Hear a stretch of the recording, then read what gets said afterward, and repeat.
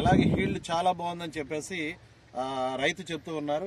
So రైతు మాటల్లోనే మనం విందాం. పొగతోట నుండి వచ్చేటువంటి హీల్డ్ ఎలా వస్తుంది, ఏంటి, ఇంత తక్కువ టైంలో ఇంత హీల్డ్, ఇంత ఎక్కువ గ్రోత్ ఎలా వచ్చింది అనేటువంటిది మన రైతు సార్ సత్యనారాయణ మాటల్లో విందాం. Please sir. నమస్తే అండి, నాకు కలవచర్లండి సత్యనారాయణ.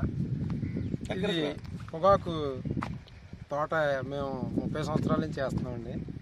ఇది మేము ఇప్పుడు మాదిరిగానే పిండ్లు వేయడం గట్రా జరుగుతుంది.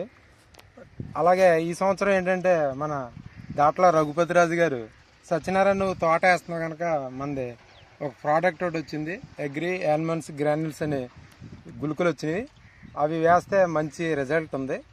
జాగ్రత్తగా నువ్వు ముందు వేస్తున్నావు కనుక ఒకసారి చూసి జాగ్రత్తగా నీకు నమ్మకం ఉంటే ఆ ప్రోడక్ట్ వాడడం వల్ల మంచి రిజల్ట్స్ వస్తుంది అని చెప్పడం జరిగిందండి.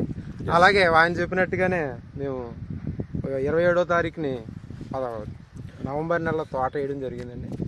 వేసి మనం వేసి చూసామండి.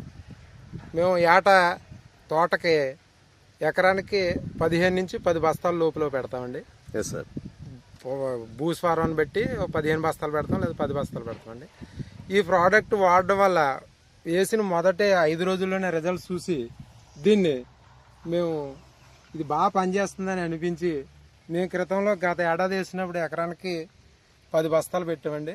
దాన్ని ఈ సంవత్సరం 6 బస్తాలకు పెడితే సరిపోద్దని మేము ఆలోచించి పెట్టడం జరిగిందండి. ఇది వేయడం వల్ల మంచి గ్రోత్ రావడం, మరి పెట్టుబడి తగ్గడం వల్ల మాకు కొంచెం సేవ్గా ఉందండి.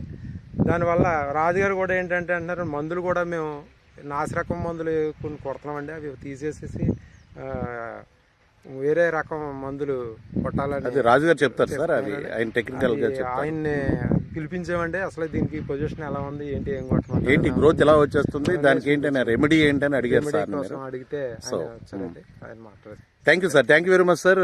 సత్యనారాయణ గారు, మీరు రైతులకి చాలా మంచి స్పందన ఇచ్చారు. అంత మాత్రమే కాదు, గ్రోత్ చూపించారు.